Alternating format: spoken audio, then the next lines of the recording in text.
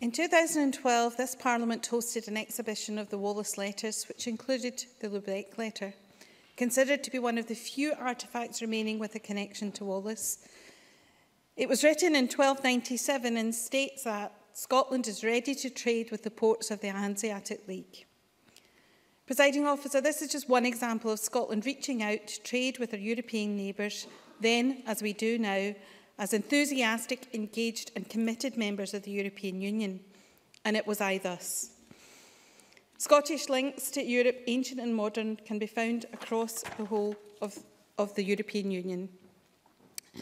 In Bruges, for example, it was one of the great commercial centres of Europe, and at one point, most of the wool being exported from Scotland to the rest of Europe went through its ports. As such, a community of Scottish merchants settled there more than 700 years ago. Bruges today holds a College of Europe, which is the first university to offer studies in European affairs, and the Scottish Government funds scholarships to that institution to this day. Another example of the way in which Scotland's prosperity over the centuries has been bound with the ability to trade, travel and work in Europe. And just as Scots have always worked and lived in Europe, so there are now 160,000 odd people from other EU states have chosen to live, to work in Scotland. And as has been detailed by many of the contributions this afternoon, they have a massive contribution to Scotland's economy and culture. These European connections are an essential part of who we are. Scotland has always been a nation that looks outwards to its neighbours in Wales, England, Ireland and Northern Ireland, and to the other nations of Europe. And we also welcome visitors to our land. Indeed, it is this that has led the historian Tom Devine to describe us as a mongrel nation. And if I stop to reflect just what that means to me, that means that I am a Scottish citizen, a British citizen, and a European citizen.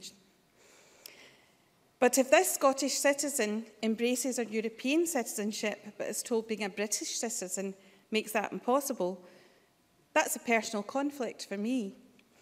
And so it is for our whole nation. And for those who cannot see that this would be a constitutional conflict, simply have their heads in the sand. Liam MacArthur mentioned the Second World War, and in 1946 Winston Churchill made a famous speech in Zurich which helped to inspire early pro-European attitudes following the Second World War. He said that a stronger European partnership would, quote, make the material strength of a single state less important. Small nations will count as much as large ones and gain their honour by their contribution to common cause. And Scotland has made a great contribution to the European cause. There is no doubt my preference would be that that happen as an independent nation within Europe.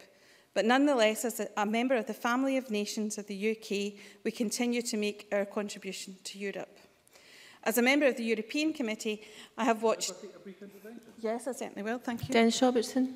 Thank you, Presiding Officer. Would a member agree that although Scotland makes an important contribution to Europe, they also make an important contribution to Scotland?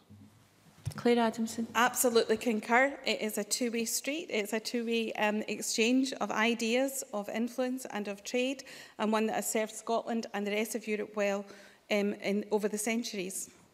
I have been greatly honoured to witness small nations take the presidency of the European Union in my time in this Parliament: Denmark, Lithuania and notably Ireland, who concluded the negotiations of the EU's financials up until 2020. Small nations similar in size to Scotland taking a pivotal role in Europe, and we should continue to do so as a small nation within this family of nations.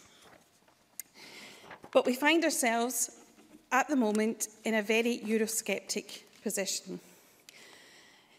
If I return to Bruges, Margaret Thatcher made a speech there which was at the time seemed out of kilter and was a Euroscepticism that was unheard of in the European Union.